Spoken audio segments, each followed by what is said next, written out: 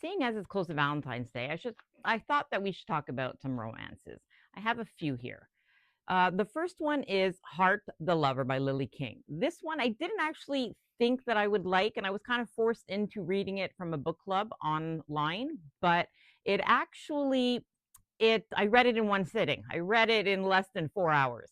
This one is the writing style is something to be desired. It's not my favorite type of writing style, but it caught me. It just pulled me in and I couldn't put it down. It's told in three different parts, part one, part two, and part three. And part two is very confusing. It took me a couple of minutes a couple of minutes. It took me about a couple of pages to fully understand what was going on.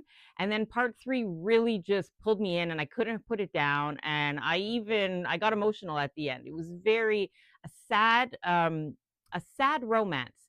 And one little tidbit, you only find out the main character's name on the last sentence of the book. It's a confusing writing style, but I actually ended up liking it.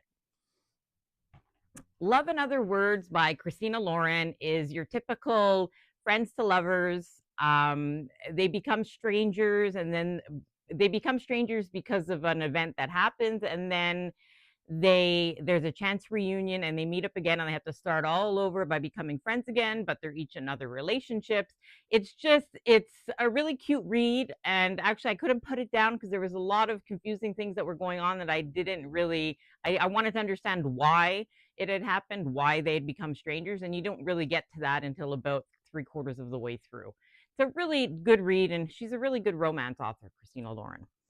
The third one is The Things We Left Unfinished by Rebecca Yarros. She's one of my favorite authors. And if I'm not mistaken, I think this is becoming a Netflix book or a Netflix movie or a movie actually in the cinemas. I'm not sure yet. This is alternating timelines between World War II and the present day.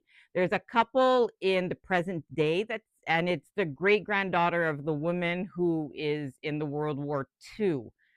And they go back and forth, and it's about a couple of writers who are writing a book, and she comes along her grandmother's letters, and then there is a really shocking ending that kind of makes you rethink the whole book and what had happened. So these are three great romances that I think anyone should give a try. Happy Valentine's Day.